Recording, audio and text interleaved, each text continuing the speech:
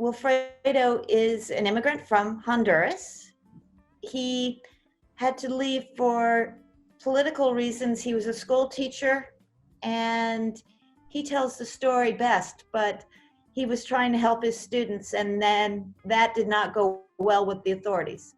And so he left Honduras and he crossed into our country and then petitioned for asylum. He has one piece in this show called Taller. Ozzy can help me with the pronunciation, but it means workshop in Spanish. Yeah. And on this large wooden construction, he has drawings of his family, and he also has spindles of thread.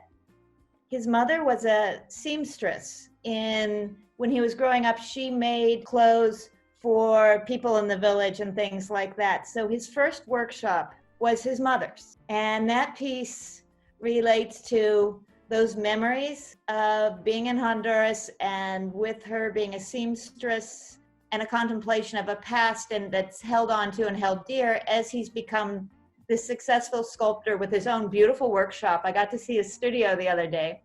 I recently met with Wilfredo, and what drew me to it, it's basically, I guess this is the Latino part of me, the drama.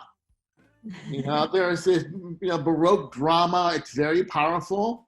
Again, it's very accessible. And once you know the story, but even if you don't know the story, it's these beautiful, these sort of installation things that are just, they hit you somewhere. I guess I could break it down to formal things, but I'm not going to. It's about these sort of things that if you walk off the street, you can look at these things, and they hit you. They hit you right in the heart.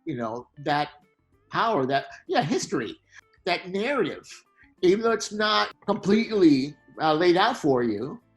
And it's those kinds of things also hit on universal things, that everyone can sort of attach to. Everyone has that sense of longing at some point. Everyone has that nostalgia.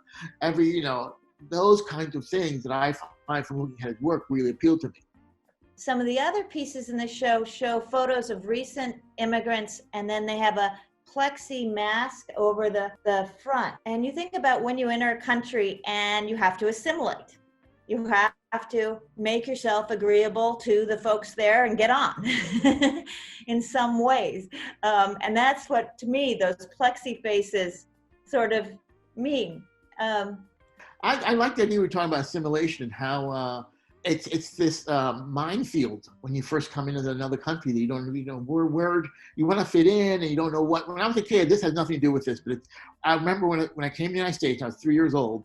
I learned how to speak English from watching TV. And one of the things I started walking was Leave It to Beaver. And I thought, this is the way Americans live. And then when I remember, I would be so embarrassed that my dad, when we had dinner, my dad did not wear a jacket at the dinner table. So it's about learning how to interpret these things, because you get these mixed signals. Looking back and thinking of Wilfredo's work and thinking about my parents, it's a very scary thing, being dropped in another world where you have to learn everything, and but also you can recreate yourself any way you want to too.